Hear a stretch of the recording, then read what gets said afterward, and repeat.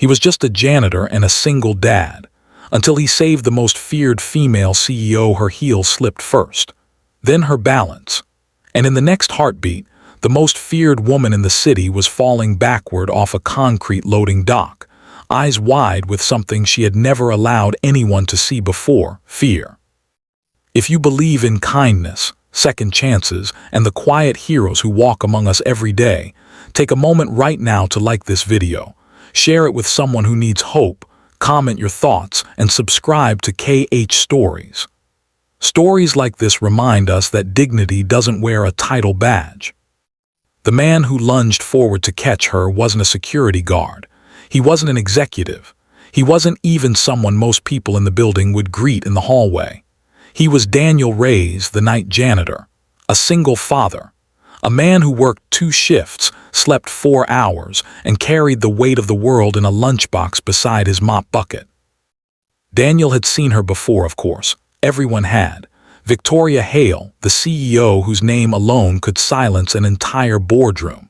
She was known for restructuring companies without hesitation, for firing underperforming managers on the spot, for negotiating deals that left billionaires sweating. Employees whispered about her sharp eyes and colder decisions. Some admired her, most feared her, none really knew her. That morning, Daniel had arrived early to cover for a coworker who had quit the week before. His 10-year-old son, Mateo, had been running a fever all night, and Daniel had almost called in sick. But sick days were a luxury he couldn't afford. Rent was due. The electricity bill was already past its grace period, and Mateo's inhaler prescription was waiting at the pharmacy. He was mopping near the rear entrance when he heard the rapid click of heels against concrete. Victoria was taking a call, her voice clipped, sharp, impatient. She paced near the loading dock, gesturing with her free hand.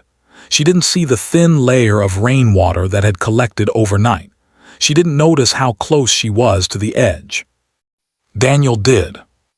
When her foot slid, it happened in silence. Her phone flew from her hand. Her body tilted backward, her arms flailing toward empty air. Without thinking, Daniel dropped the mop and lunged forward, grabbing her wrist just as her body tipped beyond the ledge. Her weight dragged him down to one knee, his boots scraping against wet concrete. For a terrifying second, he thought they would both fall. But he held on. He braced his shoulder against the metal railing, gritted his teeth, and pulled with everything he had left in him after years of exhaustion and sacrifice. Slowly, painfully, he dragged her back onto solid ground. She collapsed onto the concrete, her breathing uneven, her perfectly styled hair now loose around her face. Daniel sat back, chest heaving, palms scraped and bleeding. For the first time in her career, Victoria Hale looked small. In the days that followed, the building buzzed with rumors. The CEO had nearly fallen. The janitor had saved her. Security footage confirmed it. Some employees joked that Daniel would get a fruit basket. Others said he'd get nothing.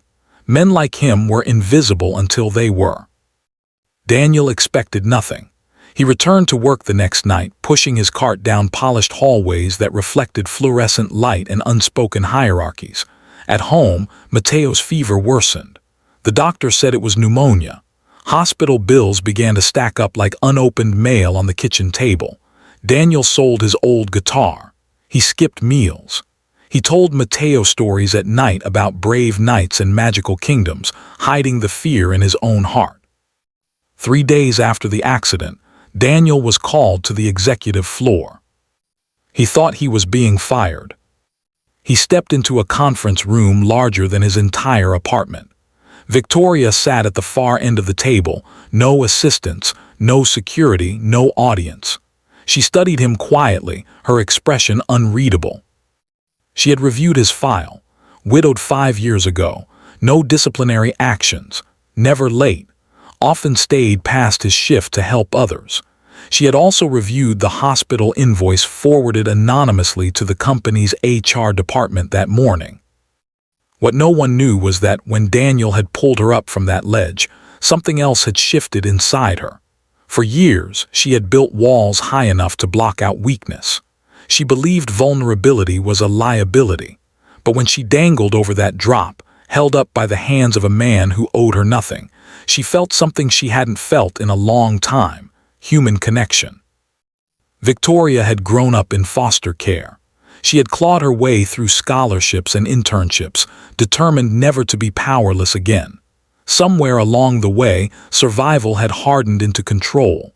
Control had hardened into fear, and fear had become her reputation. She told Daniel she owed him her life. He told her he was just doing what anyone would have done. But she knew that wasn't true. In the weeks that followed, changes began quietly. The company introduced a comprehensive employee healthcare plan that included support for families. Wages for support staff were reevaluated. Emergency assistance funds were established for workers facing medical crises. Anonymous, of course. No press releases. No interviews. Daniel received a call from the hospital, informing him that Mateo's entire bill had been covered by a private donor. At work, nothing about Victoria's leadership style became softer.